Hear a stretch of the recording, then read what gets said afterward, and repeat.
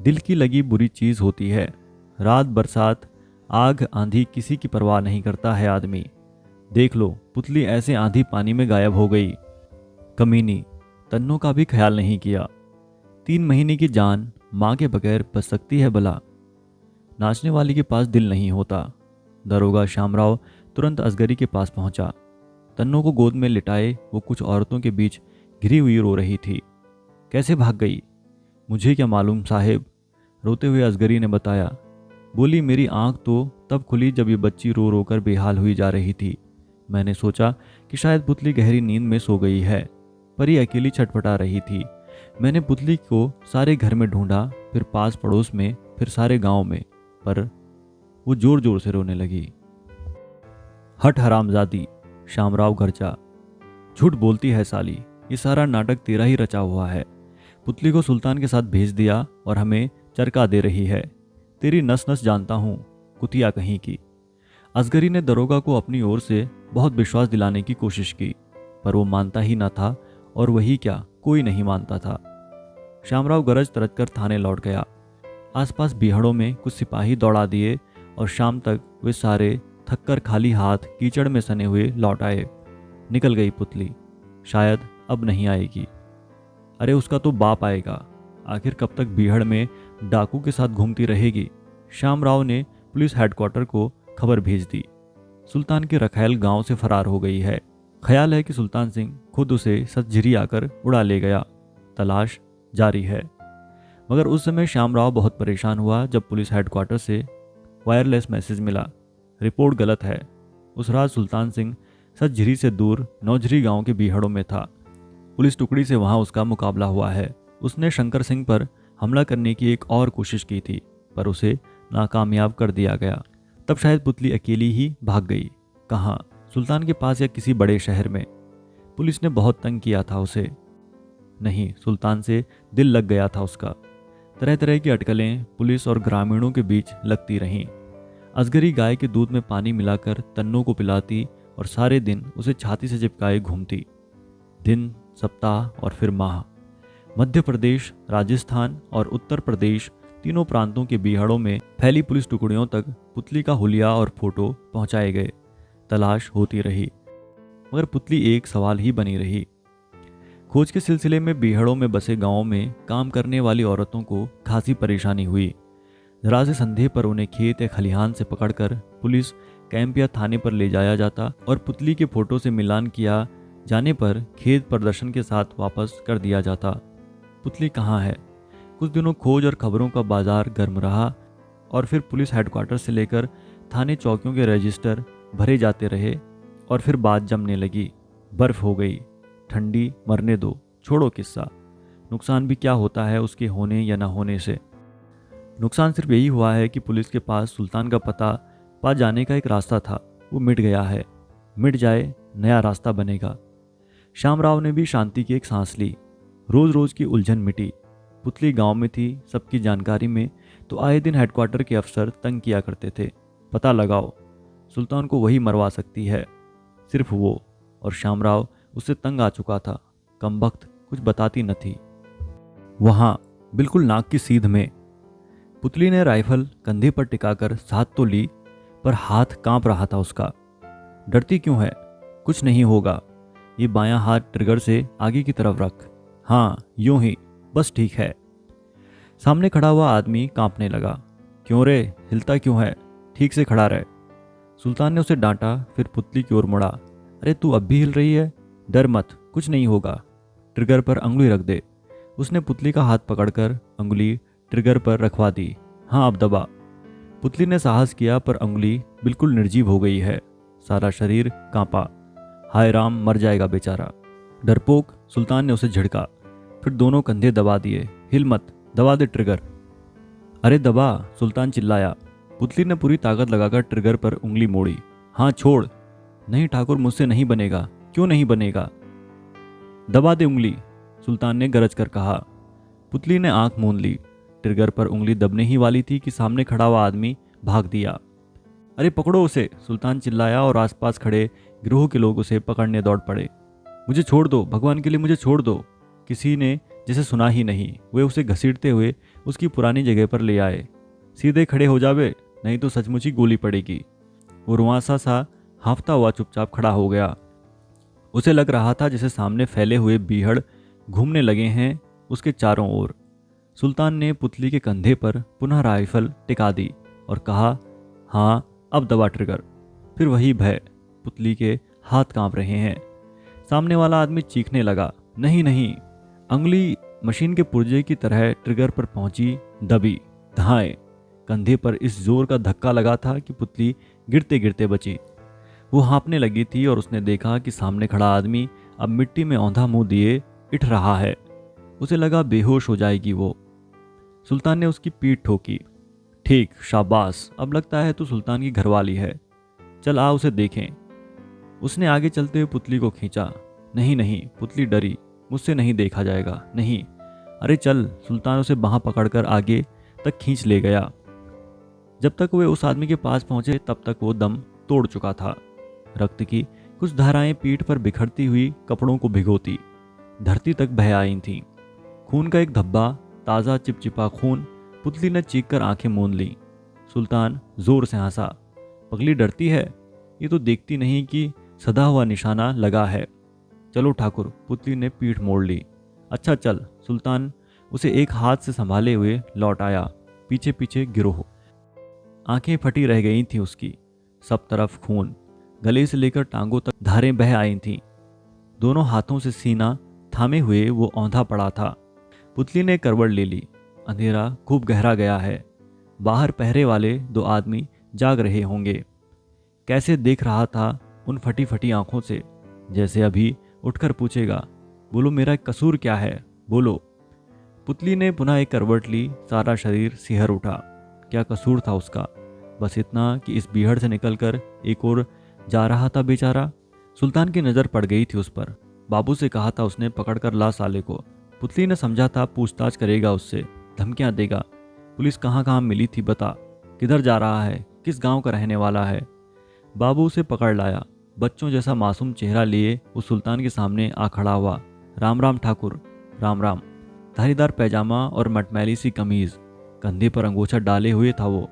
लगता था अभी रो देगा। उसकी सांस जोर जोर से चलने लगी थी। सुल्तान सिंह ने सवाल किया, कहाँ का है रे? मुढेरी गांव का हुजूर। कौन जात है? चमार हूँ मालिक। इधर कहाँ जा रहा था? मुरैना। क्यों?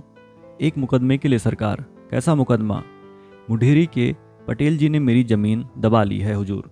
उसी का झगड़ा चल रहा है कचहरी में। कल की तारीख लगी है, उसने कांपते हुए बताया था। मुढेरी के पटेल तो बदन सिंह ठाकुर है ना? सुल्तान ने पूछा। हाँ हुजूर। साले ठाकुरों से मुकदमेबाजी करता है। सुल्तान सिंह गरजा, अपनी जात नहीं पहचानता।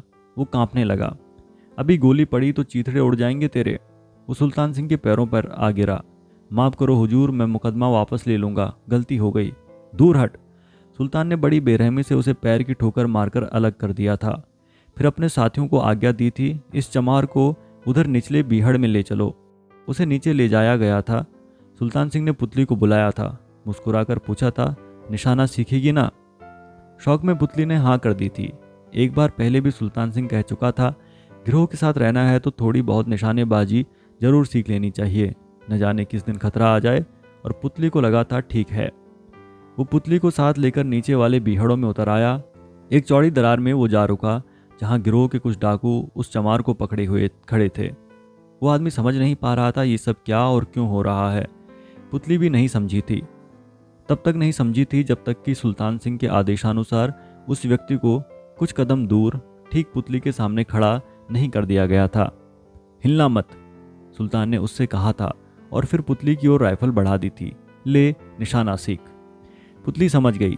एक क्षण अवाक होकर उसने सुल्तान का चेहरा देखा, कहीं वो मजाक तो नहीं कर रहा है। सुल्तान ने दोबारा कहा, हाँ निशाना लगा। उसकी आंखों में एक हिंसक भाव तैराया था। वो गंभीर था। जिंदा आदमी पर निशाना, सिर्फ सीखने के लिए? पुतली के सारे बदन में जैसे चींटियां रेंगने लगीं और फिर वो सब हुआ था जिसकी उसने कभी कल्पना भी नहीं की थी। जिंदा आदमी अभ्यास का साधन बनकर रह गया था। वो छटपटाहट, खून में सने कपड़े, फटी रह गई आंखें। पुतली सिहर उठी। लगता है जैसे अंधेरे में भी वो सब कुछ देख पा रही है। सब। उसने गले का थूक निगल लिया। उसकी सांस जोरों से चढ़ने लगी थी। आंखें कई बार मूंदने के बावजूद वो भूल नहीं पा रही है धाएं और एक मौत। सुल्तान सिंह उसके बिल्कुल नजदीक सटा हुआ सो रहा है। नथनों से हल्की हल्की आवाज आ रही है। कितनी जोर से हंसा था वो। पुतली के कानों में कोलाहल भर गया। एक आदमी की मौत सुल्तान के लिए किसी खिलौने के टूट जाने से अधिक महत्व नहीं रखती। पुतली न खाना खा सकी है, न सो पा रही है, और सुल्तान है कि सब कुछ एक सामान्य बात की तरह पचा गया है। उसने जी भरकर खाना खाया था, पुतली से मुस्कानों में लिपटी हुई बातें की थी, और अब इस तरह सो रहा है जैसे खेत से ज्वार काट कर लौटा हो, बिल्कुल सहज होकर निश्चिंत। दूसरे दिन भी यही हुआ था, तीसरे दिन भी, और कई दिनों। पुतली ने बहुत कोशिश की भूल जाए, पर कुछ भी नहीं भूल पा रही है। सुल्तान से कुछ संकोच पूर्वक उसने कहा था, उस दिन की बात मैं नहीं भूल पाती हूँ, लगता है वो आदमी। सुल्तान हंसा। पुतली को उसका ये व्यवहार कुछ असाधारण लगा। सुल्तान कह रहा था, तू डरपोक है, मुझे तो कुछ भी नहीं लगता। चिंता मत कर, तुझे भी थोड़े दिनों बाद कुछ नहीं लगेगा। पुतली उससे डरने लगी। जब जब ऐसी बातें करता है वो, तब तब पुतली को लगता है वो कोई और आदमी हो गया है, अजनबी। एक दिन बोला, तू यूं ही डरती है, ये तो कुछ भी नहीं हुआ। किसी दिन इससे भी बड़ी बात होगी और तू पिछली बात भूल जाएगी। ठीक ही कहा था उसने। एक दिन उससे भी बड़ी बात हुई और पुतली पिछली घटना को इस तरह भूल गई जैसे वो एक सपने से अधिक कुछ नहीं था। सुल्तान उसे एक डाके में साथ ले गया था। राइफल कंधे पर लटका दी थी और कहा था, तू मेरे पीछे कम से कम 10 कदम के फासले पर रहना, और जैसे ही कोई खतरा दिखे तुरंत गोली चला देना। हाँ, चूक मत जाना, मेरी जान तेरे हाथों में है, तुम निश्चिंत रहो। पुतली ने जिम्मेदारी ले ली। गिरोह ने आधी रात को वो मकान घेर लिया जहां डाका पड़ना था। कुछ लोग बाहर रुक गए। 2 डाकू दंदनाते हुए ऊपर छत पर चले गए और बाकी 3 आदमियों और पुतली के साथ सुल्तान ने घर के मालिक के कमरे में प्रवेश किया। ठंड के दिन थे। सारा परिवार लिहाफों में दुबका हुआ था। वे दबे पांव कमरे में घुसे। एक ओर आले में रखी लालटेन की रोशनी मध्यम थी। सुल्तान ने आगे बढ़कर लौ बढ़ा दी। हर आदमी की राइफलें लिहाफों पर जा टिकी। उठो! सेठ चौंक कर जागा, उसकी बूढ़ी माँ, पत्नी और छोटी बच्ची भी। वे सब चीख पड़ते, पर सुल्तान ने राइफल की नली सेठ के माथे पर टिका दी। चिल्लाना मत, वरना। ठाकुर, सेठ ने हाथ जोड़ दिए। चाबी, तिजोरी की चाबी कहाँ है? सेठ कुछ शक पकाया तो सुल्तान ने नली से उसे धक्का दे दिया। जल्दी कर। तकिए के नीचे से भयातुर सेठ ने कांपते हुए हाथों से चाबी निकालकर सुल्तान की ओर बढ़ा दी। सुल्तान ने उसे लिया और बाबू की ओर बढ़ा दिया। ले जल्दी कर। बाबू और अन्य डाकू आदेश पालन में जुट गए। दीवार से मिली हुई तिजोरी रखी थी। बाबू ने तिजोरी में चाबी मिलानी प्रारंभ की। पुतली दरवाजे के किनारे राइफल संभाले खड़ी थी। सुल्तान ने उसे न सिर्फ निशाना सिखा दिया है, बल्कि उसका पहनना ओढ़ना भी मर्दाना कर दिया है। कहता है, धोती ब्लाउज में ठीक से भाग दौड़ नहीं हो सकती, और बागी का मतलब है दौड़। उसने पुतली के नाप के मर्दाना कपड़े सिलवा मंगवाए थे, पैंट, कमीज, जूते, मोजे। सेठ और उसका परिवार न तो चीख ही पाता था और न रो पाता था। वे भयातुर सुल्तान और उसके साथियों को देखे जा रहे थे। जिंदगी भर की पूंजी अभी 10-15 मिनट बीतेंगे और स्वप्न की तरह छल बन जाएगी। सुल्तान की पीठ मुख्य द्वार की ओर थी। पुतली चौंक पड़ी। दबे पैरों एक परछाई सुल्तान की ओर राइफल का निशाना साधे आ रही है। धाएं! सुल्तान और उसके साथी चौंक पड़े। एक क्षण में राइफलें हाथों पर आ थमी। सेठ और उसका परिवार चीखे। पुतली ने अपनी जिम्मेवारी पूरी कर दी थी। सेठ का नौकर था। गोली की आवाज के साथ ही चीख मारकर देहरी पर ही ढेर हो गया। सेठ और उसके परिवार को सुल्तान ने धमकाया, चुप। फिर वो बाबू की ओर मुड़ा। जल्दी कर, आवाज बहुत जोर से हुई है। बाबू ने जल्दी जल्दी हाथ बढ़ाना समेटना प्रारंभ कर दिया। कंगन, बाजूबंद, सोने की लड़े, कमरधनी और नोटों की गड्डियां। एकाएक सेठ चीखा, ठाकुर में बर्बाद। धाएं! पुतली की राइफल ने एक गोली और उगली और परिवार की महिलाएं भी साथ ही चीखीं। पुतली नहीं रुकी। एक के बाद एक 3 फायर उसने और किए। घर में कुछ दर्द भरी चीखों के बाद एक सन्नाटा फैल गया। गिरोह भाग खड़ा हुआ। कई मील भागते रहने के बाद वे सब एक दरार में आ रुके थे। सुल्तान ने हाँफते हुए पुतली से कहा था, कमाल है तेरा, एक के बाद एक 4 चटका दिए तूने। वाह वाह, अब हुई तू पक्की ठकुरानी। पुतली हंसकर रह गई। सुल्तान ने प्रस्ताव किया, थोड़ी सी देर सुस्ता लें? नहीं नहीं, अभी चले ही कितने हैं, पुतली ने कहा और राइफल झुलाती आगे आगे चलने लगी। बीहड़ों में दौड़ते समय पुतली के बाएं पैर पर मोच आ गई थी। पहले तो हल्का हल्का दर्द कौंधता रहा, फिर सूजन उभरने लगी। सुल्तान सिंह ने गिरोह के एक आदमी को मुरैना भेजकर मालिश का तेल मंगवाया। लौटते समय वो तेल के साथ साथ एक खबर भी ले आया था। नौजरी में एमएलए की यहाँ शादी है, बारात बहुत धूम धड़ाके से आएगी। पुलिस वाले विवाह के काम में फंसे रहेंगे, क्यों ना इस मौके से फ़ायदा उठाया जाए। शंकर सिंह की हवेली सूनी रहेगी उस वक्त। सुल्तान ने तुरंत निश्चय कर लिया, ठीक है, जब टीका चढ़ने लगेगा और बैंड बाजों का शोर होगा तब शंकर सिंह की हवेली में गिरोह घुसेगा। तैयारी हो गई। पुतली ने बहुत कहा कि उसे भी साथ ले लिया जाए, पर सुल्तान तैयार नहीं हुआ। तेरे पैर की हालत खराब है, तू चल कैसे पाएगी। पुतली ने जिद की, मैं तो चल लूंगी, तुम चिंता मत करो। सुल्तान कुछ कठोर हुआ, नहीं। पुतली को चुप होना पड़ा। शंकर सिंह के प्रति बदले की आग में जलता हुआ सुल्तान पिछली कई बार की तरह इस बार भी खतरा उड़ने जा रहा है। इसी तरह एक बार गया था और हजारी को खुआया था, कहीं इस बार नहीं, उसे इस तरह नहीं सोचना चाहिए। सुल्तान दिन डूबते ही रवाना हो गया। पुतली की सार संभाल के लिए बाबू को पास छोड़ गया। पुतली नहीं चाहती थी कि बाबू उसके पास रहे, पर जब सुल्तान ने पूछा क्यों, तो वो चुप रह गई। ये तो कहा नहीं जा सकता कि बाबू की नज़र में खोट है। अभी कह देगी पुतली और सुल्तान की राइफल गोली उगल देगी। बाबू देखना उसे तकलीफ न हो, ये मेरी जिंदगी है, अपने प्राण तेरे पास छोड़े जा रहा हूं। बाबू ने सिर स्वीकारात्मक ढंग से हिला दिया था। कहा था, तुम निश्चिंत रहो ठाकुर, तुम्हारी जिंदगी की हिफाजत मेरी राइफल करेगी। पुतली कुछ चौंकी थी। क्या कह रहा है बाबू? इसका मतलब ये भी हो सकता है कि, मगर सुल्तान ने अर्थ समझने या बहुत गहरे तक सोचने की आवश्यकता नहीं समझी। वो फुर्ती से गिरोह के अन्य लोगों के साथ बीहड़ों में उतरकर लोप हो गया था। वो जा चुका है। दिन डूबा और वीराने का एहसास हर बीतते क्षण के साथ भारी होने लगा। वो मील भर से अधिक रास्ता पार कर गया होगा। पुतली बीहड़ के एक गुफानुमा हिस्से में अधलेटी पड़ी देर तक सुल्तान के बारे में ही सोचती रही। वो चला ही जा रहा होगा। पुतली जानती है, सुल्तान को जब जब शंकर सिंह का ख्याल आता है वो पागल हो उठता है बिल्कुल। बाबू अभी भी इस गुफा में आकर मशाल लगा गया था। हल्की सी रोशनी उसकी लौ से फूटकर पुतली तक आ गिरी थी। फिर भी गुफा के कुछ कोने अभी भी अंधेरे में डूबे हुए थे और कुछ हिस्सों में प्रकाश भय आया था। मोच वाले हिस्से को सहलाते हुए पुतली ने सोचा, जब बाबू मशाल लेकर आया तो उसकी ओर कैसे देख रहा था, जैसे उसके शरीर का हर हिस्सा नोचकर खा डालना चाहता हो। पुतली को भय लगा, पर दूसरे क्षण वो संभल गई थी। भय की क्या बात है, सुल्तान ने उसे हर तरह से समर्थ बना दिया है। वो निशाना साध सकती है और उसके पास राइफल भी है। पुतली ने तुरंत राइफल पर हाथ रख लिया था, अब भी रखे हुए है। गर्दन मोड़कर उसने देखा, बाहर खुले मैदान में जिसका कुछ हिस्सा मशाल का प्रकाश पी रहा था, बाबू लेटा हुआ है, पर अधिक देर उधर नहीं देख सकी वो। बाबू उसी की ओर देख रहा था और धीमी रोशनी में होने के बावजूद पुतली उसकी खुली घूरती हुई आंखें देख पा रही थी। सुल्तान अभी चला ही जा रहा होगा, कह गया है, लौटने में कम से कम 2 दिन लग जाएंगे, काफ़ी दूरी है। पुतली की उंगलियां अनायासी सूजी हुई पिंडली और एड़ी तक घूमने लगीं। अगर ये चोट न लगी हुई होती तो वो सुल्तान के साथ, और पुतली की नज़रें पुनः बाहर चली गई।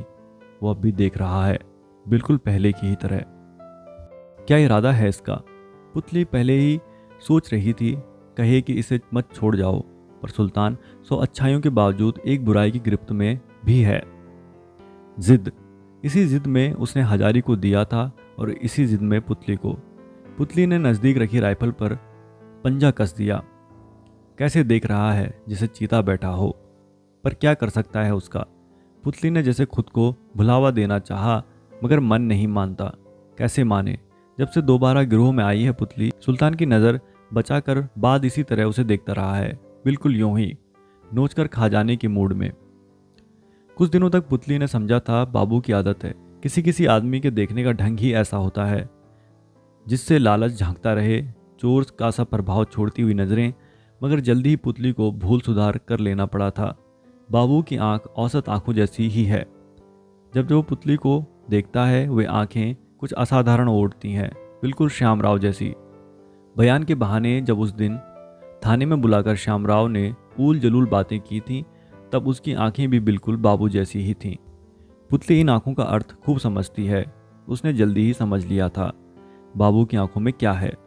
वो देखता है और पुतली को लगता है उसके शरीर का कोई हिस्सा बाबू के सामने नंगा होता जा रहा है। पुतली बाबू की ऐसी आंखों से कुछ कतराने लगी थी, पर कब तक कतराती। एक दिन बाबू अपनी बात आंखों से होठों तक उतार लाया था। नहा रही थी पुतली। बाबू एकाएक पीछे आ खड़ा हुआ। वो घबरा गई।